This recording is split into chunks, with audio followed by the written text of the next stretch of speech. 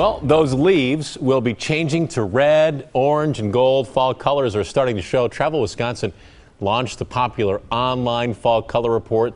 The map from the state's tourism department shows the trees are changing. We've linked to the report on our website, WTMJ-TV.com. And we are all pre-peak color right now, of course, here in early September as we bring in Brian Goddard.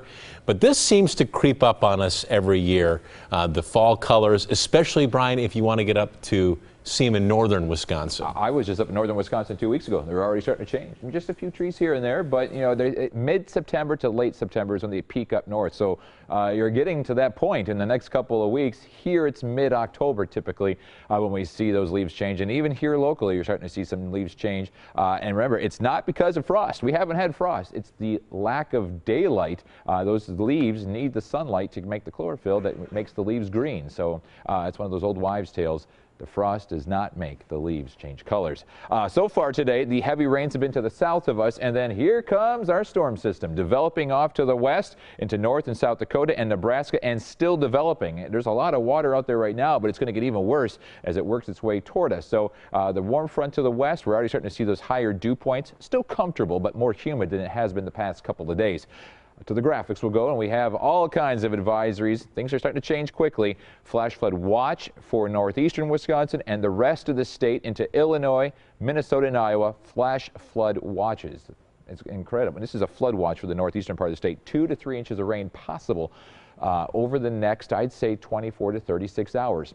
Heavy rain during the day tomorrow. The severe weather threat looks to be just to the south of us. We have a very slight risk tonight after midnight. Some storms developing to the west that could roll in here. Otherwise, the risk tomorrow is south of us.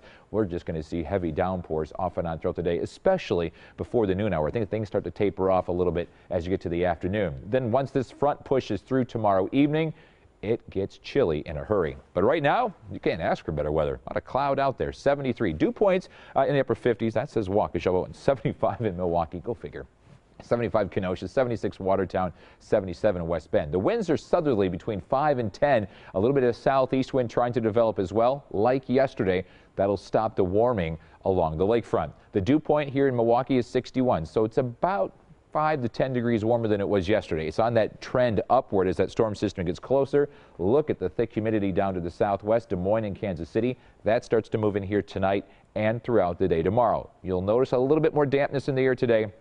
Tonight especially, humid tomorrow, and then tomorrow night through the weekend, fall air moves in. Because of that higher dew point, temperatures tonight in the mid to upper 60s, rain becoming likely, I think sometime after 10 o'clock tonight, and then getting heavier as the night wears on. And then off and on downpours during the day tomorrow, especially before the noon hour, and then tapering off throughout the afternoon. Temperatures tomorrow will be in the mid to upper 70s with that cloud cover. Here comes all the moisture. Heavy rains at times. Could even see a little bit of severe weather late tonight, but mainly that should stay to the south of us. 77 today, partly cloudy, just a nice day. Tonight, 67 degrees, warm and humid, and downpours developing after midnight. The 10-day outlook. Here comes fall.